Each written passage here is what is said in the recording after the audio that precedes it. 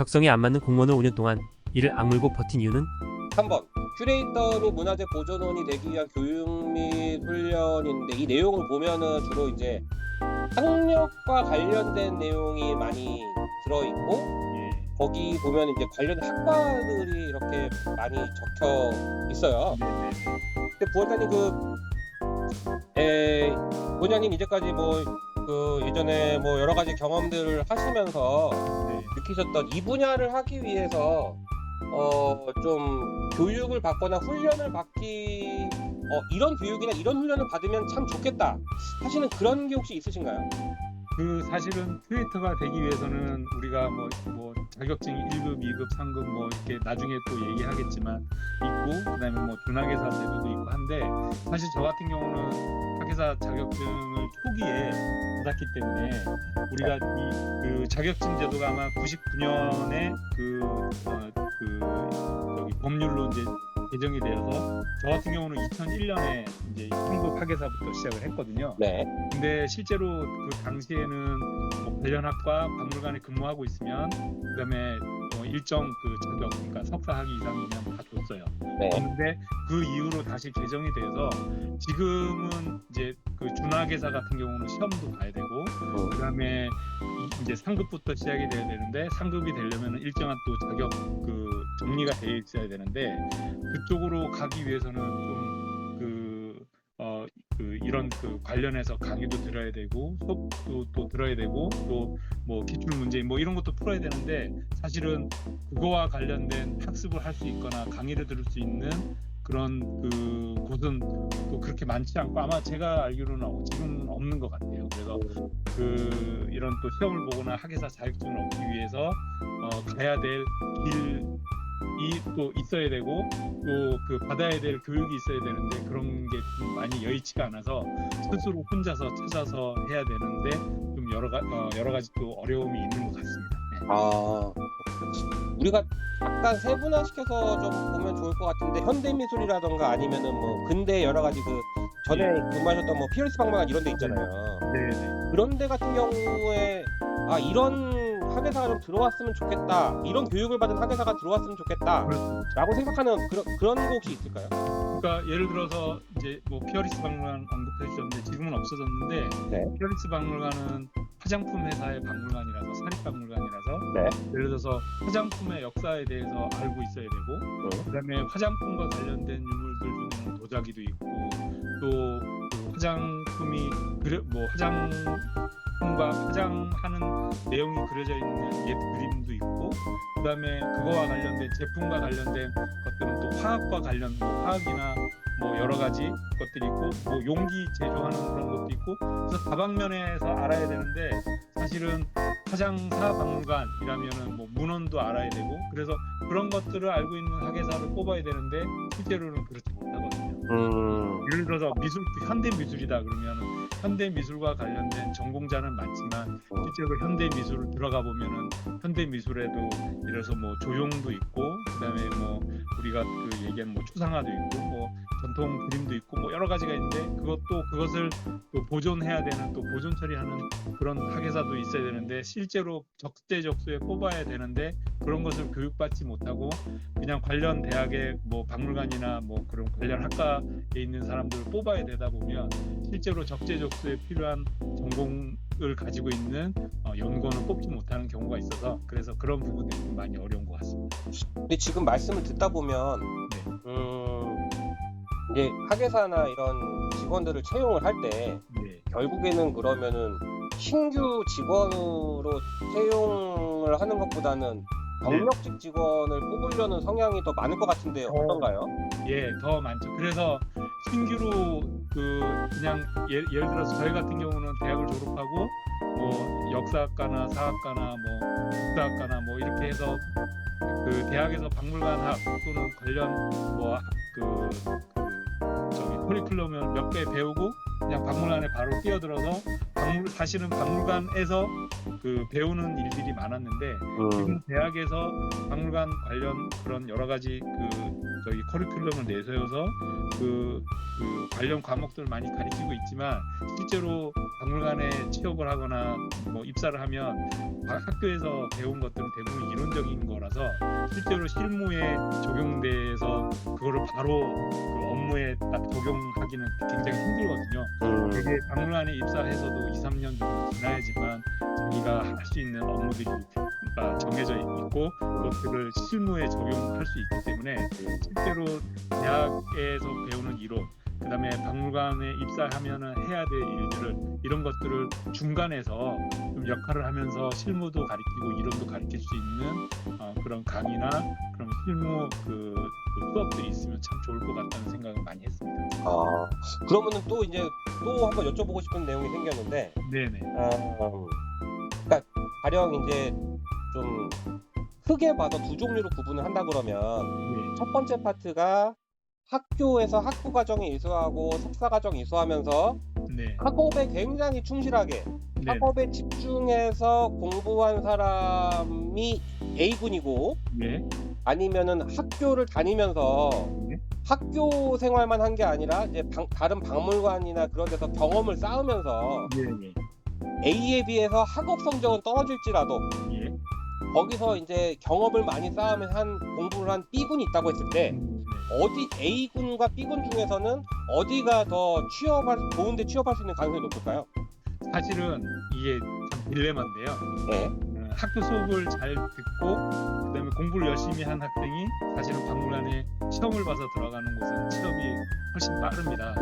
빠른데 실제로는 그렇게 해서 들어오는 사람들은 정말 2, 3년 동안은 다시 가르쳐야 되기 때문에 실제로 입사해서 바로 써먹기는 굉장히 힘듭니다.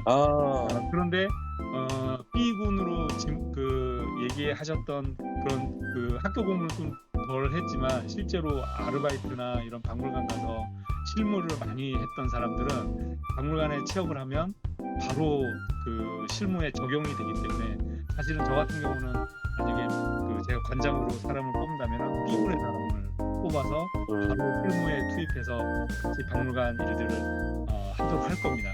그런데 현재로서는 뭐 국립박물관이나 이런 공립박물관에서는 시험을 봐야 되기 때문에 B군 사람들이 더 많이 합격을 하겠죠. 그래서 우리가 A군, B군 나누면 A군에 열심히 공부했던 사람들은 국공립박물관에 많이 이제 시험을 봐서 많이 합격해 있고 그 사람들은 어차피 들어가면 일들을 잘 못하기 때문에 결국은 또 아르바이트를 써야 되는 그런 현실이고요. B군의 사람들은 국공립박물관에 잘 못 가죠. 다만 이제 사립박물관에 가서 이제 그 현실에 그러니까 경제적인 그런 많은 급여를 못 받고 그 열정을 가지고 해야 되기 때문에 이게 좀 악순환이 많이 반복이 되는 그런 경우가 많이 있습니다. 지금 제가 이 질문을 드리고도 예. 나 되게 이 질문 잘했다 막 생각을 했는데 네. 이게 정리를 해보면은 이러네요. 그러니까 실제로 일을 잘하는 사람들은 B군이겠지만은 사실상 우리가 생각하는 소위 좋은 공립기관이나 국립기관이나 공무원이라든가 이런 식으로 취업을 하고 싶은 사람은 B군보다는 A군 형식으로 스타일로 취업 준비를 하는 것이 훨씬 더 빠르겠네요. 그렇죠. 쓰는 사람 입장에서는 B군이 좋겠지만 그래서 요즘은 그래서 이제 국공립박물관에서 이제 그런 걸 다 알아요. 그러니까 이제 시험의 허점이 그런 거잖아요. 열심히 공부한 사람은 사실은 실무에 약하고 그다음에 실무를 열심히 준비한 사람은 또 시험에 약하기 때문에 이제 최근에는 좀 그런 규정들을 바꿔서 이제 시험을 봐야지만 실무 2, 3년 정도 뭐 석사학위를 받고 또는 박물관에서 2, 3년 정도의 그런 경력이 있는 사람이 응시를 할 수 있는 그런 자격 주는데 사실은 이게 국가공무원 시험이 또 그런 형평성이나 그런 차별을 두면 안 되기 때문에 사실은 아직까지 그런 것들을 극복을 못 하죠. 근데 사실 옛날에는 그렇게 했는데 그게 형평성 문제 때문에 없어진 거 아닌가요? 그렇죠, 맞죠. 그래서 그 이제 공무원으로서의 최소한의 자격 요건만 갖추면 처음 했는데 그게 아마도 속사학위 제도라고 생각을 합니다. 그렇습니다. 지금 이제 박물관하고 그 일반 지방자치단체, 그러니까 공립기관, 국립기관 이런 데서의 그 채용과 관련된 분들에 대해서 먼저 말씀을 나눴는데, 네. 그럼 이제 원장님께서 말씀하시는 이제 그 사립기관들도 있지 않습니까? 뭐 예. 발굴조사기관이라던가 문화재 보존처리기관이라던가 네. 이런 데 같은 경우에는 어떤 교육이나 훈련을 먼저 받으면은 취업하는데 좀 유리할까요? 그 사실은 이게 이제 여기서부터 좀 갈립니다. 이제 민간 발굴 기관이나 사립박물관의 경우에는 이제 통로가 두 가지가 있어요. 그러니까 박물관으로 가느냐 아니면 조사기관, 문화재를 조사하는 기관으로 가느냐 이렇게 달라지게 돼 있고, 그 민간 사립박물관으로 가면은 예를 들어서 그 박물관이라고 하는 그 명칭을 사용할 수 있으려면은 그 문화관광부의 또는 자치단체의 인증을 받은 기관이라야지만 박물관의 명칭을 쓸 수가 있어요. 그래서 그 박물관의 그 학예사로 취업을 하려면은 결국은 박물관미술관법에 의해서 박물관 그 정학예사 또는 준학예사를 취득한 사람을 채용하도록 돼 있습니다. 그래서 그 준학예사나 정학예사의 자격증을 취득하는 그 방향으로 가야 되고요. 사립박물관은. 그리고 문화재를 조사하는 발굴기관의 경우에는 또 이건 또 틀린데, 그래서 대학에서 그 발굴을 할 수 있는 그런 훈련을 받았거나, 그다음에 관련 뭐 고고학과나 고고미술학과나 고고인류학과나 또 사학과나 역사학과도 마찬가지입니다. 대학의 학부를 다닐 때 발굴 그 기관에서의 그런 아르바이트나 그런 인턴의 그런 그 예를 들어서 그 훈련 기간을 가진 사람이 대학을 졸업하면 바로 뭐 그 준조사원이나 뭐 이렇게 취업을 할 수 있는 그런 자격 아닌 자격이 되고요. 그다음에 그렇지 않으면 대학을 졸업해서 내가 발굴 기관 가서 그 준조사원이나 그런 그 자격을 취득하기 위해서 2-3년 동안 발굴 조사 기관에서 발굴을 해야 되는, 발굴 훈련을 받아야 되는 그러한 제도가 있어야 되고, 관련과나 관련 아닌 과라도 대학을 졸업하면 어느 발굴 현장에서 일을 할 수가 있어요. 그래서 3년 정도 그 훈련을 받으면은 조사를 하면은 이제 준조사원 자격을 얻을 수 있고, 거기서 또 3년이나 5년 정도 또 그 발굴 현장에 있으면 또 조사원 자격을 받을 수 있는데, 그러한 기간들이 굉장히 오랜 기간이 있어야 되고, 그다음에 또 발굴을 할 수 있는, 우리가 의사처럼 인턴이나 레지던트처럼 그런 발굴을 현장에서 또 교육을 받아야 되기 때문에, 이건 또 이제 박물관의 큐레이터가 되는 학예사가 되는 분들과 발굴 문화재 조사 기관에서 들어가서 준조사원, 조사원이 되는 그런 길이 좀 약간 또 틀리다고 얘기할 수가 있습니다. 네. 그 공공기관이나 국내기관 같은 경우에는 관련 학과를 나온 거를 이제 가산점을 주는 걸로 알고 있는데, 네. 지금 발굴기관이나 민간기관 쪽에서는 네. 다른 과를 나와도 이쪽 분야로 이제 취업을 하는 것이 가능할까요? 취업이 가능하죠. 취업이 가능하고, 우리가 발굴 현장에서는 다 제로 베이스로 대학을 관련 학과를 졸업했더라도 준조사원이 되기 위해서는 그 발굴 관련 학과든 아니든 대학을 졸업하면 처음에 준조사원이 되기 위해서 3년 정도 발굴 현장에서 계속 일을 해야 돼요. 그래서 그 3년 정도의 기간으로 기간이 채워지면 준조사원이 될 수 있는 자격이 있는 거예요. 그렇군요. 네네. 그 여기 보면은 이제 제가 이제 추가로 말씀을 드리면은 문화재청의 문화재 수리기술자, 문화재 수리 기능자가 나와 있습니다. 이 부분에 예. 대해서 예. 제가 간단하게 설명을 드리면, 문화재 수리기술자 같은 경우에는 문화재 보수하는 현장에 굉장히 감독을 해주고 감리를 해주는 네. 그런 분인데, 이거는 자격증이 꼭 있어야 되는 예. 분이고 네. 경력이 있다 그래서 자격증을 주는 게 아니기 때문에 예. 아주 어려운, 네. 1년에 사실 몇 명 안 뽑으니까요. 아주 어려운 시험을 통과를 해야 이제 이 직업을 할 수 있는 거고, 있죠. 네. 사실 제 주변에도 이거를 준비하면서 현장에서 이제 문화재 그 수리보수 현장에서 일을 하셨던 분들이 계신데, 네. 그런 분들보다는 책상머리에 앉아갖고 공부를 열심히 하신 분들이 많이 붙으셨어요. 예. 예, 많이 붙으셔가지고 이 시험은 굉장히 어려운 시험을 통과해야 할 수 있는 직업이다. 그렇게 예, 네. 지금 청취자 분들께서 이해를 하시면 좋을 것 같고, 음, 그다음에 수리기능자 같은 경우에 현장에서 이제 뭐 건축물을 보수라던가 이런 걸 직접 다루는 뭐 목수라던가 석수라던가, 그다음에 무단의 보존 처리 기술자라던가 뭐 이런 기능자라던가 이런 분들이시잖아요. 예. 이분들은 실제로 현장에서 이제 공정을 다루시는 분들이니까 이제 굉장히 현장에서 직접 경험이 많은 분들이 봐야 되는 시험이 수리 기능자잖아요. 그렇죠. 예, 경험을 축적해가지고 따야 되는 분야가 많이 있는 걸로 저는 알고 있거든요. 네네. 맞죠?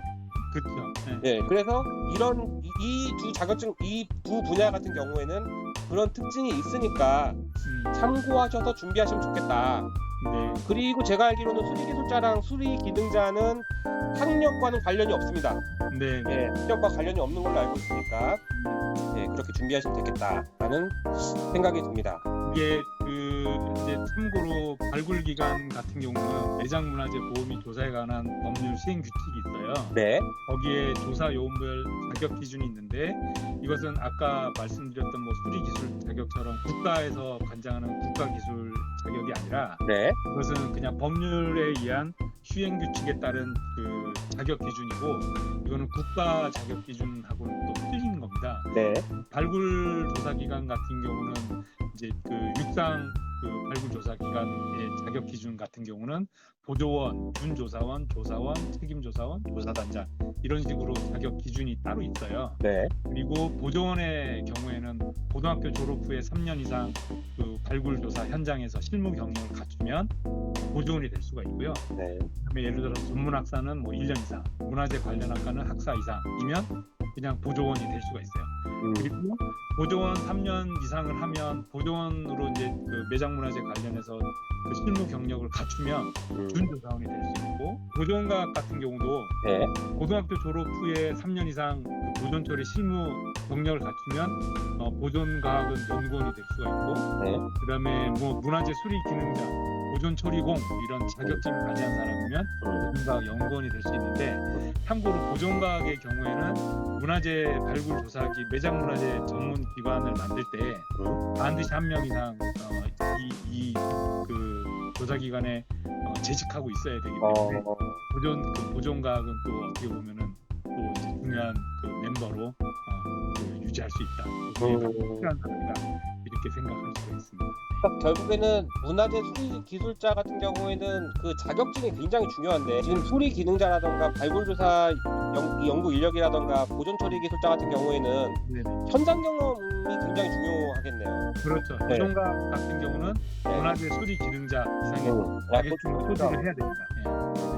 그래서 이제 뭐 보존 처리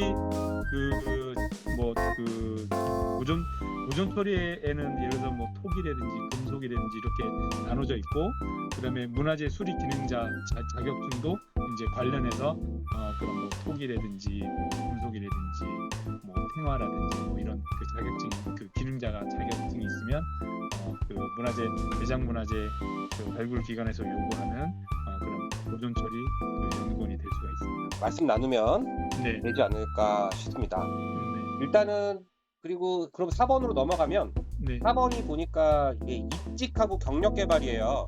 네. 근데 여기서 지금 저희가 3번에서 굉장히 이거와 연관된 얘기를 많이 나눴는데, 네. 그 여쭤보고 싶은 거는 왜 그 예전에 보면은 네. 뭐 국립기관들에 취업하시는 분들이 처음에는 뭐 아르바이트로 갔다가 그 다음에 뭐 보조원 갔다가 연구원 갔다가 나중에 정규직 뭐 특채 시험이 있으면은 특채 시험 봐가지고 정규직으로 취업이 되고, 예. 그다음에 막 학예관 진급하고 막 이런 식으로 해가지고 지금 현재 근무하고 계시는 분들도 많이 있지만, 예. 그 이후에는 이제 그런 게 많이 뭐 없어지고 거기서 뭐 그 학연 지연 혈연 같은 게 있다고 막 문제가 있다고 얘기를 많이 해가지고, 네. 그 다음에는 필기 시험 단계를 거치지 않으면은 네. 윗단계로 올라갈 수 없는 그렇죠. 그런 상황이 많이 만들어져가지고 예전하고 좀 틀려진 것 같은데, 어디 제가 말씀드린 설명이 맞나요? 예, 맞습니다. 그 면접을 통해서는 기존에 있던 그 기관에서 뭐 근무를 했던 사람들이 훨씬 더 유리할 수가 있겠죠.